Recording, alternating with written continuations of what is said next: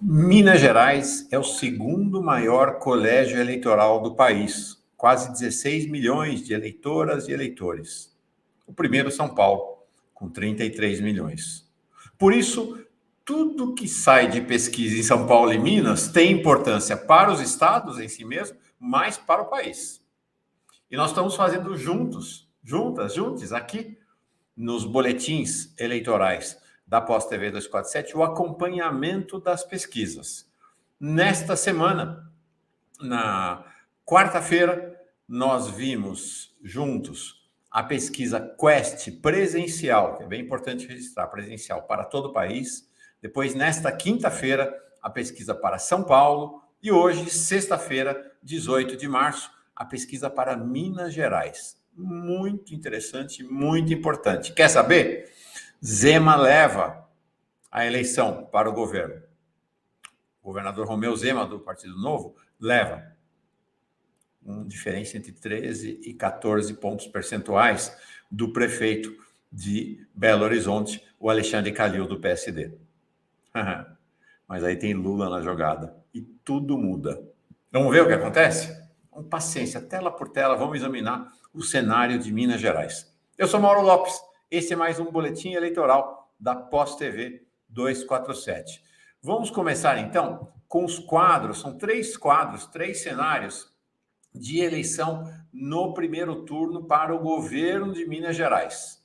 Vamos ver, o primeiro quadro. No primeiro quadro, aqui, como eu disse, sempre uma vantagem entre 13 e 14 pontos de Zema para Calil nos 3 cenários. Cenário 1, Zema 34, Calil 21, o André Janones, que é de Minas Gerais, tem 7, e ele aparece tanto na pesquisa para governo quanto na pesquisa presidencial, né? Tem aparecido. O Cleitinho Azevedo, do Cidadania, que é deputado estadual, tem 6%, ele aparece aqui como candidato a governador e vai aparecer mais adiante na pesquisa para o Senado também. O senador Carlos Viana, do MDB, 5%. Depois temos o Medioli. Medioli é Vitório Medioli, prefeito de Betim, sem partido, com 2%. E aí estão empatados com 1%. O Daniel Sucupira, ele que é do PT, prefeito de Teófilo Otoni. E o Miguel Correia, do PDT, ex-deputado, também 1%. Cenário 2, Zema 40, Calil 26, Viana 6, Medioli 4. No cenário, portanto, mais enxuto. Vamos ver agora um cenário ainda mais enxuto, com menos candidatos ainda, o que acontece em Minas Gerais. Aqui, cenário 2 do primeiro turno.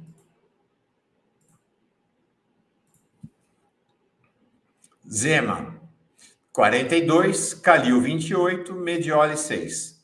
Branco, em todos eles, o nível de branco, nulo e indeciso é similar, 12% cada um.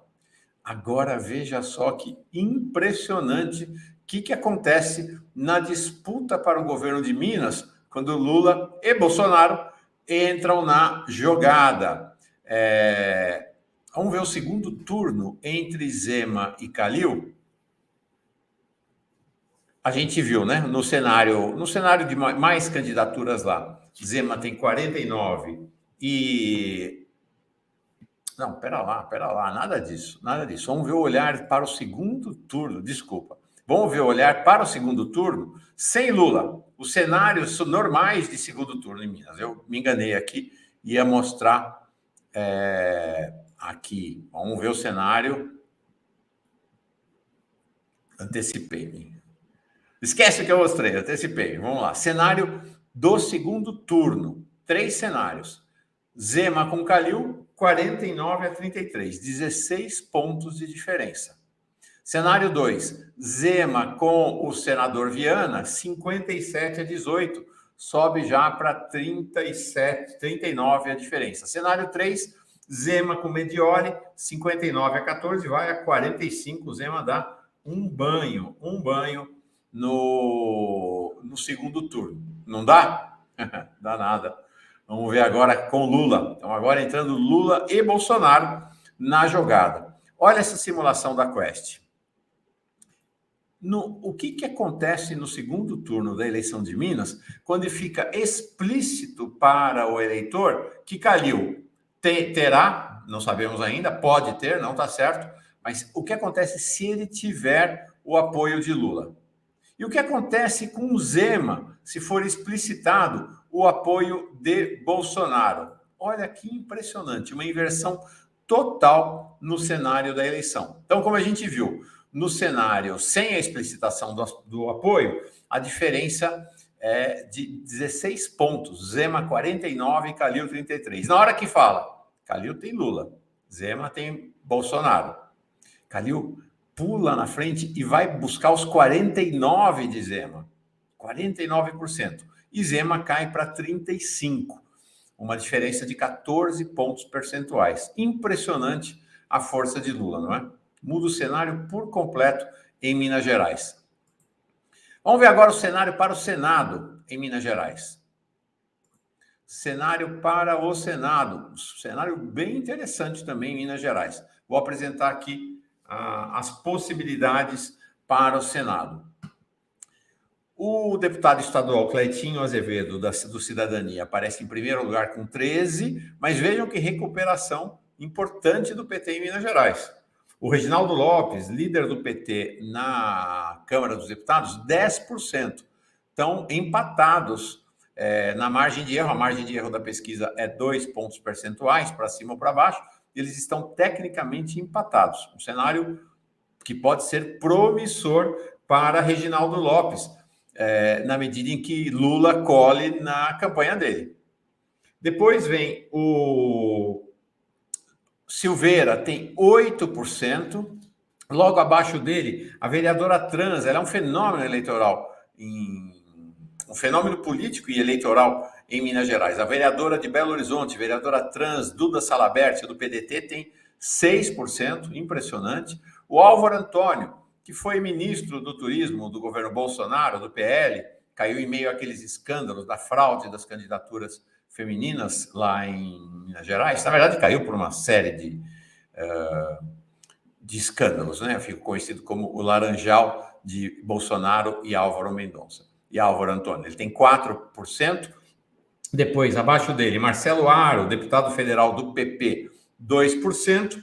O Gilvan Lacerda, do MDB, ex-prefeito de Moema, apenas 1%. Vamos lá ver outro cenário para o Senado. Então, mais uma vez, Cleitinho Azevedo lidera com 18%, aí tira o Reginaldo Lopes, aí o Silveira assume com 10%, mas Reginaldo Lopes é candidato ao Senado, essa possibilidade não existe. Aí vem o Álvaro Antônio com 7%, Lacerda com 3%, branco e nulo. É uma possibilidade, de fato, inexistente, porque Reginaldo Lopes é candidatíssimo ao Senado em Minas Gerais. Vamos ver aqui ainda mais um cenário para o Senado. Agora o cenário resumido com voltando ao Reginaldo Lopes, aí uma vantagem um pouco maior para o Cleitinho Azevedo. Ele tem 18% e o Reginaldo Lopes 12%. E aí, lá embaixo, o Álvaro Antônio com 8% e o Lacerda com 4%. Então, um cenário de disputa, diferentemente do que a gente viu em São Paulo, com uma vantagem muito expressiva do Datena, em São Paulo. Em Minas Gerais, o cenário para o Senado é de equilíbrio. Vamos ver agora presidencial em Minas Gerais. Como está a eleição presidencial em Minas Gerais? Impressionante. A força de Lula em Minas Gerais realmente é muito impressionante. Vamos lá. Reunir aqui numa tabela só os cenários em Minas Gerais. Vamos. Cenário 1 em Minas Gerais. Lula, 46. Bolsonaro, 21. Moro, 6. Ciro, 5. Janones, 3. Dória, 2. Simone Tebet, 1. Alessandro, 1. Não voto, 9. Indeciso, 5. Lula leva no primeiro turno aqui, 46-39, nessa previsão. Lula sozinho tem 46% e a soma de todos os demais, 39%. Vejam a situação de Dória, né? Dória abaixo de Janones. Minas é o estado de Janones, mas em São Paulo, Dória é praticamente empatado com Janones. Situação terrível dele. O senador, o Alessandro Vieira, já nem está sem partido, parece que vai para o PSDB, está lá com 1%, mas já não é mais candidato a presidente, inclusive. Está aí na pesquisa, mas não é candidato. Cenário mais resumido, cenário 2 para Minas Gerais. Então, Lula salta para 49. Quem sai aqui? Sai Moro, sai Janones e sai Simone Tebet e o Alessandro Vieira. Então, Lula 49, ele pula de 46 para 49, Bolsonaro de 21 para 23, Ciro de 6 para 7, Dória vai de 2 para 3 e aparece o Eduardo Leite com 2, não voto 11, indecisos 11. Aqui, a vitória de Lula é ainda mais consagradora, 49 a 35 da soma dos demais, já no primeiro turno. E no segundo turno, um banho. Lula 56, Bolsonaro 28. Realmente impressionante a performance e o poder eleitoral de Lula em todo o país. Nós vimos em São Paulo, impressionante a vantagem dele em São Paulo também, mas Minas Gerais é um fenômeno, né? A popularidade e a força política eleitoral de Lula é realmente impressionante. Então, boa notícia para o prefeito de Belo Horizonte, o Alexandre Calil, do PSD, se de fato for costurado o acordo entre o PT e o PSD. Tudo caminha para isso, não necessariamente para a eleição presidencial, mas uma composição em Minas Gerais parece que acontecerá de fato.